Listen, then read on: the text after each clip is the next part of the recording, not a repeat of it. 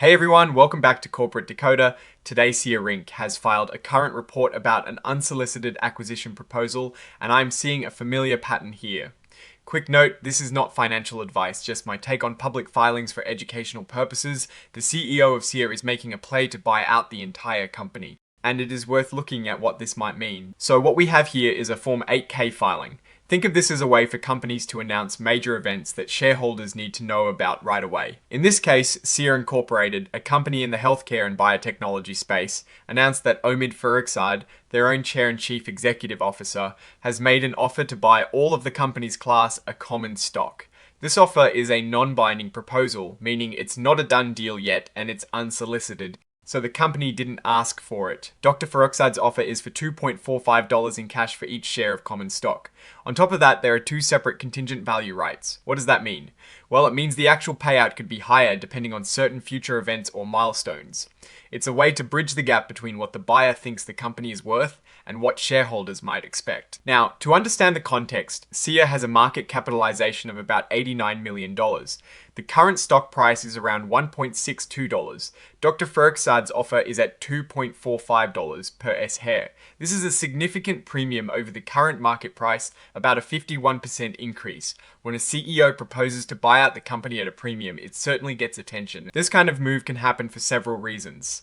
Sometimes a CEO might genuinely believe the company is undervalued by the stock market and that they can better unlock its value if it is privately held.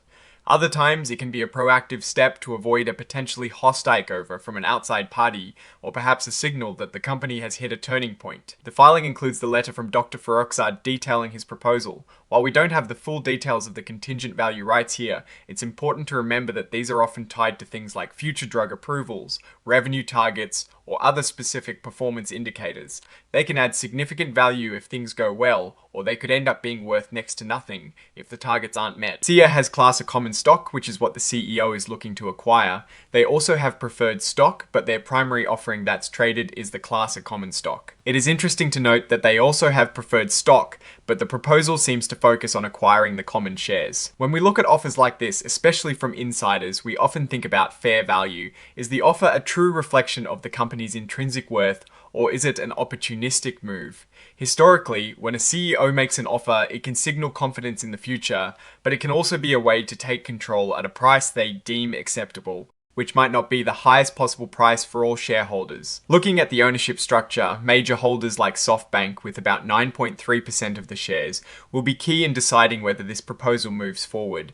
Their decision, along with other institutional investors, will carry a lot of weight. Seer is not elected to use the extended transition period for complying with new or revised financial accounting standards, which means they are on the standard timeline for adopting new accounting rules that might impact how their financials are reported. Now, let's think about what this means. An offer from the CEO at a premium is often seen as a positive signal for the stock price in the short term, as it suggests the CEO believes the company is worth more than its current market valuation. However, the devil is in the details. Especially with those contingent value rights, we are not going to dive deep into their financials in this filing, because this 8K is purely about the acquisition proposal. However, if we were to look at Seer's underlying business, it is a biotechnology company. These companies are often high risk, high reward, heavily dependent on research and development, regulatory approvals, and the success of their products in the market. Given their current market cap and stock price, it indicates that investors might be wary of the company's future prospects or the long road typically associated with biotech development. What is the story here? The story is that the person who knows this company best, its CEO, believes it is worth significantly more than the public market is currently valuing it. This could be a fantastic opportunity for shareholders if the deal goes through. Or it could be a strategic move to gain private control and potentially pursue a different strategy away from the public market scrutiny. A comparable situation to consider is when a company's leadership makes a bold move. For example, W.C. Bradley Company in 2021 made a similar move to take its company private.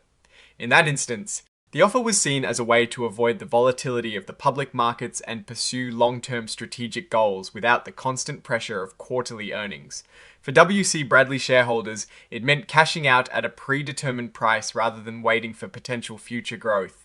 For Seer shareholders, the premium offer plus the contingent value rights. complicates the picture. The risk is always that the deal might not go through, or that the contingent value rights might not materialize into significant value, leaving shareholders with just the initial cash offer, which might still be below what some investors believe the company is truly worth in the long run.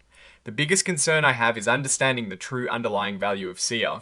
Is this offer a steal for the CEO or a good deal for shareholders? The contingent value rights add a layer of complexity that makes it hard to definitively say without knowing what those targets are. My biggest takeaway is that this is a proposal, and the real work is just beginning due diligence, negotiation, and shareholder approval. Oh, and the research tools I actually use are linked in the description. They help keep this channel going. That is my take. Stay decoded. If this analysis was valuable, hitting that like button really helps, and subscribe for more deep dives.